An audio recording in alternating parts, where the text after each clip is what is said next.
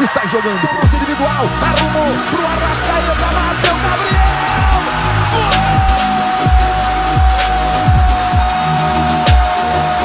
Sabe de quem?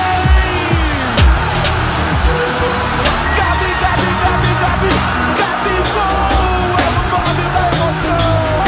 Gabigol!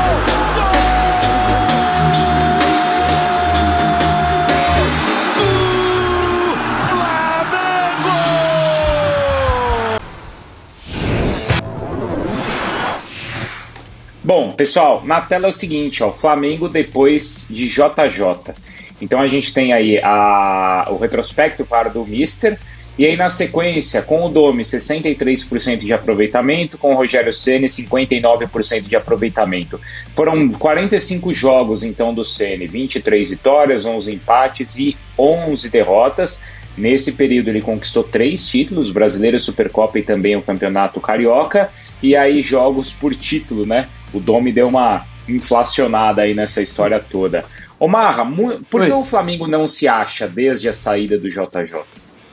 Eu acho ótimo. Apesar dos títulos, né? Apesar dos títulos, né? Do Ceni ali, né? E se a gente observar, Bruno, o desempenho do Ceni e o desempenho do Domi, é um desempenho percentual, é o desempenho esperado para time grande mesmo. É verdade. Fora do comum é ter 80%.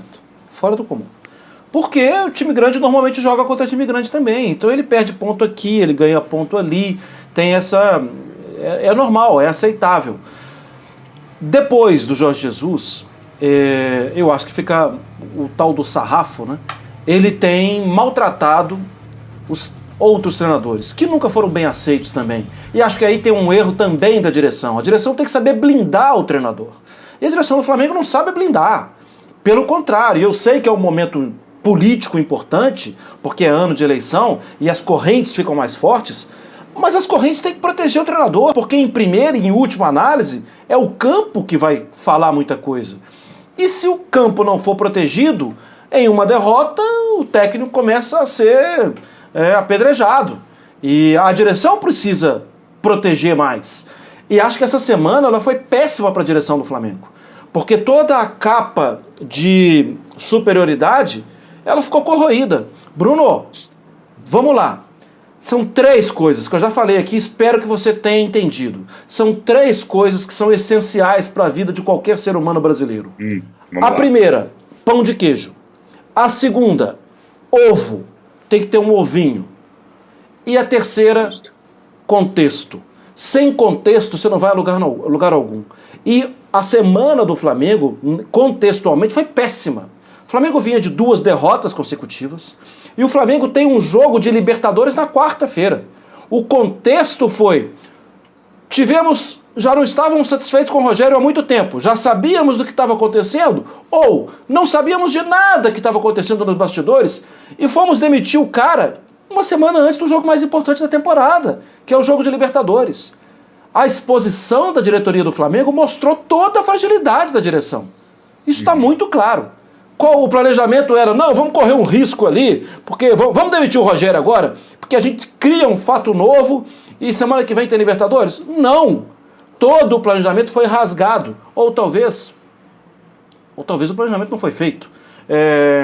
Pro jogo de ontem, acho que o Flamengo precisava dos 3 pontos. Porque a execução, o jogo foi bastante perigoso e o Flamengo flertou com o perigo várias vezes. E aí o Marra tocou num ponto importante, Prats, que é essa questão da diretoria e da condução, porque aí colocam ainda um outro elemento aí, que é até a forma que foi anunciada a demissão do Rogério Ceni, né? Porque isso também de 2h46 da manhã, pra mim é novidade, é bem diferente, bem estranho. Porque assim, o Rogério Ceni ter rejeição, Prats, não era novidade. Não era nenhuma novidade. Aí demite no final de semana, como o Marra falou, com esse contexto de jogo importante na semana. E a gente sempre fala muito, né, Prats, de que assim, a diretoria não pode aparecer muito, ela tem que aparecer menos, nem sempre é interessante, mas nós cobrávamos também o Palmeiras naquela situação do Abel. Você sente falta também de uma participação do Landim, de botar a cara aqui, olha, vou falar, vou chamar a responsabilidade? A gente escuta muito Marcos Braz, né, mas a gente vê pouco o presidente do clube. E quando a gente vê o presidente Landim, às vezes é melhor nem ver, né, Mariana? Tem esse detalhe também, né, aquela história. Como que vai ser a sua participação? Depende de como ela for, é melhor nem participar. deixa isso para lá e vamos seguir. Agora, o que acontece é que realmente a impressão é que o Flamengo esperou algum tipo de motivo um pouco mais forte para confirmar algo que boa parte da direção queria fazer, que era trocar o técnico, né? Porque até esse momento, e nós vimos aí na tela, o Jorge Jesus é um ponto fora da curva, não no Flamengo, no futebol brasileiro. O time do Jorge Jesus, que foi talvez o grande time da era dos pontos corridos, o Flamengo de 2019, que ganhou em espaço curto do Jesus como treinador, Libertadores e Brasileiro, eu acho que ele não pode servir como uma regra. Ele tem que servir até agora como uma exceção. Um treinador muito competente, comandou o departamento de futebol, com uma equipe competente, potencializou os jogadores e o time jogou o que jogou com ele. Ponto. Se sempre o parâmetro for o Jorge Jesus, quase ninguém vai servir. Não vai servir o Rogério Ceni. Não, só completando, né, acrescentando uma coisa, não sei se você concorda, mas eu acho que a referência tem que ser essa, do time do Ceni. Porque se o rubro-negro vai avaliar como o trabalho do Renato, essa é a chave. Vai falar assim, poxa, esse time já é melhor que o time do Ceni, ou vai avaliar assim, esse time ainda não é o time do JJ? Agora me parece que para esse início da era Renato Gaúcho, a avaliação vai ser sobre o trabalho do Rogério Ceni. Vai ser uma comparação com o trabalho anterior. E até a impressão que eu tenho é que o Renato, no primeiro momento, vai cuidar muito do ambiente, do lado externo, para ter resultado dentro de campo. Isso quer dizer que ele não fará nada dentro de campo? Claro que vai fazer. Mas me parece que o Renato vai chegar para apaziguar os ânimos, apaziguar a situação, aí ver se a rede social também, o cidadão não fica lá colocando hashtag sobe, sobe, desce, sobe, sobe, sobe, desce, vai cuidar disso daí. É uma outra figura, é muito inteligente. Então, assim, tem tudo isso. O Renato, nesse sentido, de ambiente, de tentar apaziguar, de tentar aglutinar o grupo, ele ajuda bem. É um técnico experiente, conhece o Flamengo, jogou muito no Flamengo, queria treinar o Flamengo há muito tempo. Acho que, para curto prazo, o Renato é um nome muito interessante. Depois, com alguns problemas que vão aparecer, com um tipo de resultado que poderá não aparecer, aí é uma outra conversa. Acho que o Renato, para esse começo, sabe exatamente o local que está pisando e vai trabalhar muito fora de campo para tentar melhorar a situação também dentro de campo do Flamengo. A questão, Marra, que eu te pergunto, assim, estava vendo ali a foto do Jorge Jesus, mas ao longo do programa nós falaremos sobre o Renato também, tá, pessoal? Falaremos especificamente sobre o novo treinador. Mas, assim, eu fico pensando, independentemente de qual treinador seja, tá, Marra? O que ele precisa fazer para ter paz? Porque, na minha cabeça, é um distanciamento de tempo. É esperar, porque 2019 está muito vivo ainda. Acho que só o tempo aí para poder acalmar os ânimos, essa mudança de jogadores, sai Gerson, vai desmantelando um pouco esse time que estava tão vivo na cabeça do torcedor. É só isso. Eu também acho. E acho que o Renato é muito habilidoso com o torcedor do Flamengo. E acho que ele vai... Primeiro, Mariana, é que no momento, a principal coisa que o torcedor do Flamengo, e é claro que não dá para generalizar, mas o volume estava quente, né, estava alto da gritaria, é o alívio de tirar o Rogério. O torcedor do Flamengo está aliviado de tirar o Rogério.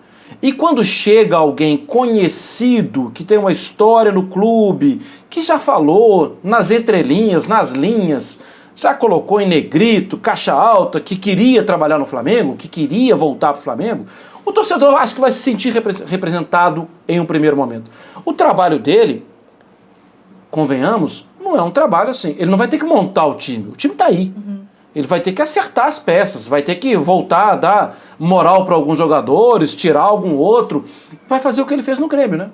Reforçar, melhorar todos os números defensivos, e ele fez isso muito rapidamente. Ele atacou os principais problemas que o Grêmio tinha da época do Roger, que foi um timaço, né? O time foi muito bom com o Roger, mas tinha problemas defensivos. Ele atacou rapidamente e o time voltou a jogar bem. Eu acho que o Renato... Ter o fantasma do Jorge Jesus é péssimo, mas eu acho que ele vai ser habilidoso para comandar isso. Vai ser habilidoso para tratar o Gabigol? Porque a gente viu que a relação do Ceni ali com o Gabigol nunca foi das melhores também, né, Prats? E tem até essa história do Gabigol não ter participado do jogo de ontem também por estar cumprindo uma suspensão aí do próprio clube, naquela confusão ainda de ter ido para a seleção, ter se apresentado no Flamengo, né? O que você achou, Prats? Não, acho que o Renato vai levar bem tudo isso daí, viu, Bruno? E até alguns jogadores que estão, entre aspas, em baixa, tendem a crescer nesse começo da era Renato Gaúcho.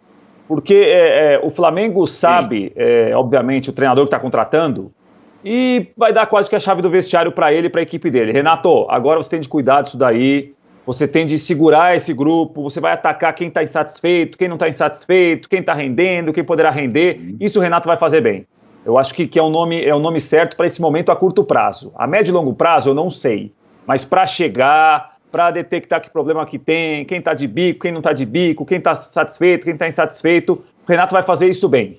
Parece que o Flamengo, para curto prazo, contrata um técnico muito experiente, que tem tamanho para o clube, o torcedor respeita muito. E é o seguinte, a partir de agora o Flamengo vai se perder jogo, não jogar bem, não vai ser só culpa do Renato, não. Vai ter gente dentro de campo que vai levar culpa também. Ele estava numa situação assim, ó, o time tá mal, esse técnico aí não tem condição. É um Boeing com um piloto de teco-teco, agora é outra conversa. O Rubro-Negro não olha para o Renato desse jeito, não. O Rubro-Negro respeita. O Renato jogou, foi ídolo do Flamengo, é um ídolo do Flamengo. Então, assim, nisso também o Renato vai levar bem, me parece o nome correto para o momento. Pessoal, voltaremos